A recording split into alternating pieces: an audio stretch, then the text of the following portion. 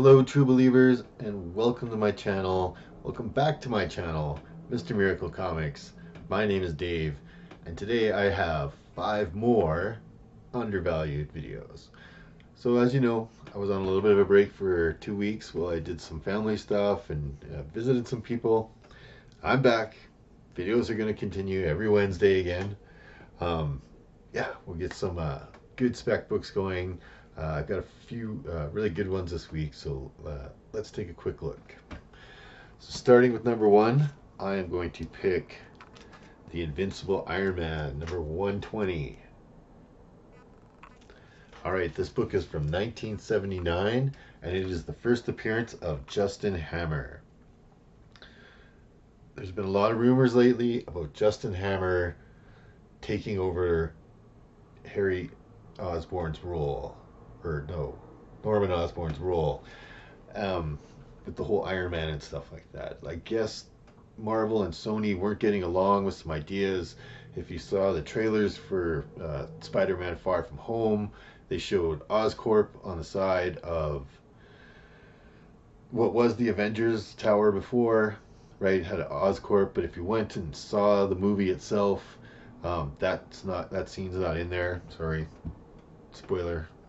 Um, so my understanding is that Marvel and Sony couldn't reach an agreement about using the Oscorp name, about Norman Osborn, and so now Marvel is redirecting that character to be Justin Hammer since they already have him established. This book has never seen a lot of love, even though Justin Hammer's been in a couple of the Iron Man movies, 3.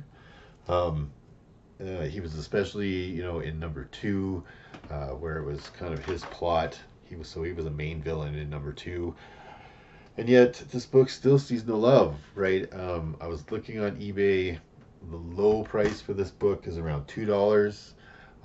Really high end, there was a 9.6 of this book that sold for $90 plus shipping. That's slabbed and everything. So that seems really undervalued. I mean, a 9.6 Bronze Age comic will sell for around the $90 mark anyway, regardless if it has a first appearance in it or not. So if Norman takes over the role of,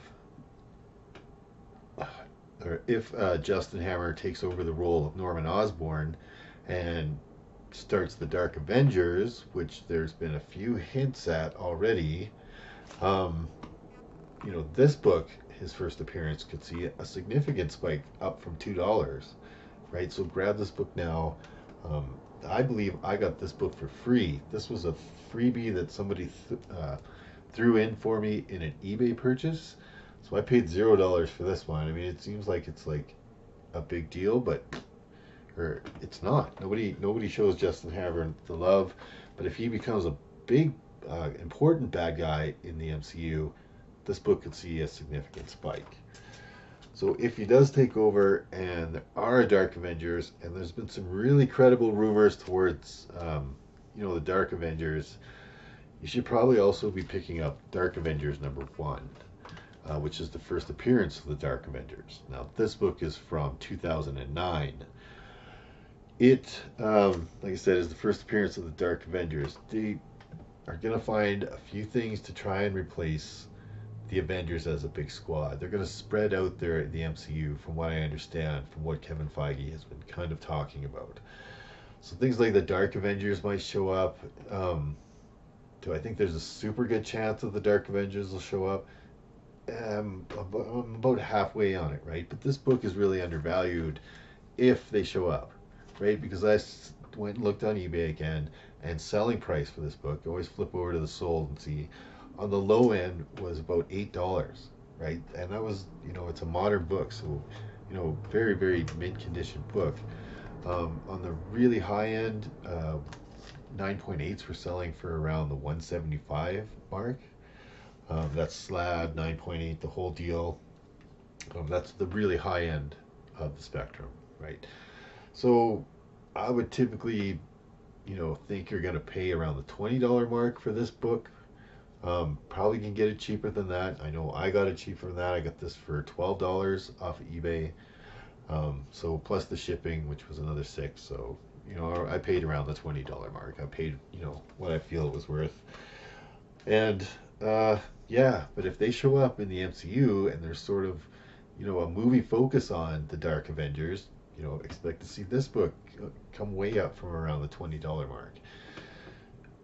I wouldn't go out of my mind, trying to chase down a copy, but if you find a decent copy that's going for the $8 mark, or you feel like, yeah, that's a book I want, for $20, I feel it's really undervalued. Now, there's also some people that'll be in the Dark Avengers, including this young guy, which is from the book Wolverine Origins number 10. It's from 2007, and it has Wolverine's son, Daken, in it. Now, we've all seen lately, this book went nuts in price because it has Wolverine's daughter, and she has no history in the Marvel Universe at all. This book, and this is a variant copy, there's other covers for it as well, is still selling. Oh, what was I saying? Okay, sorry, I'm just looking at my notes. I was still selling on eBay for around the $10 mark on the cheap end, right? So, and this is a variant cover. On the very, very high end, 9.8 slabs, we're going for around the $200 mark, but at 9.6 fell off significantly, and we're around the $50 mark. You can hardly get a slab for $50. And I saw, some eBay auctions on this book, slab 9.6s, selling for around the $30 mark. You cannot pay for slabbing for that price, right? Plus shipping, so you do end up paying a little bit for it. But if this girl, who is the daughter of Wolverine, and I guess X-23 also, who's a daughter slash clone of Wolverine. And then Daken, his son, sees no love, even though he, essentially has Wolverine's original powers with bone claws and stuff. But he also joins the Dark Avengers. So I think, this book could see a rise in value if the Dark Avengers get picked up, in anticipation that Daken might join the Dark Avengers. I don't know if they would do that because he's so close to Wolverine. They may just have him in a smaller sort of role than Wolverine. I don't know what they want to do with Wolverine. But if you can get this book for, and you can probably find it at an LCS or something for even cheaper, for around the $10 mark, I think it's pretty undervalued that it has, an important first appearance in it, and it goes for so cheaply. So that's Wolverine Origins number 10 from 2007. All right, getting up there. Next book on our list, it is a Copper Age book from 1987, and it is the Watchmen number 6. All right, that Watchmen number 6. The importance of this book in the Watchmen series, the original 12-issue limited series, is that it has the origin of Rorschach in it. Now we know HBO is going to come out with a Watchmen television show. It's based in the Watchmen universe. Seems to have a lot of tie-ins in their trailers to Rorschach. This is his origin story. Really important character. One of Alan Moore's most famous characters for sure is Rorschach. He's a total ripoff, which Alan Moore fully admits to, of Steve Ditko's character, Mr. A, right? Which Question was also a part of it. If you've never read Mr. A, very underrated book, really preachy, but if you like Steve Ditko, Mr. A is a really kind of cool character. I've got his first appearance somewhere else.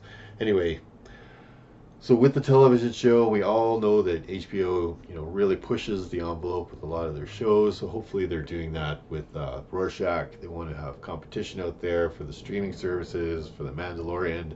The HBO show comes out this fall.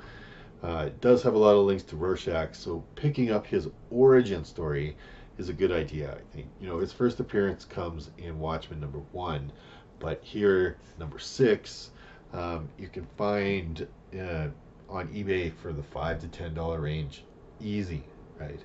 At the really, really high end, raw, expect to pay around, $20 for it. I mean, that if it's a like absolutely mid copy, that would be a 9.8 if it was slabbed. I paid $6 for this one. It's really not that much on anybody's radar, so everybody's kind of anticipating the show. They're not sure what to make of it. HBO does do a good job of their programming, so I think this book's going to hit, right? Once the Watchmen show, if it takes off as a big hit, something they're trying to replace Game of Thrones with or whatever, this book could see a significant spike for having such a big tie to Rorschach, probably one of the most important Watchmen characters. All right. And the last book or books on our list is, I'm going to bring this book up again. I brought it up 6 months ago, but man, it still seems to fly way under people's radar. And I've had a lot of new subscribers since then. So if you didn't go back and watch my Eternals Keys book, this book is really undervalued. And that is What If number 23, 24, 25, 26, and of course 27. So 27 is probably the most expensive of all the books that are in here, and you'd easily be able to get that book for around the $5 mark. The rest of these books should be dollar bin divers.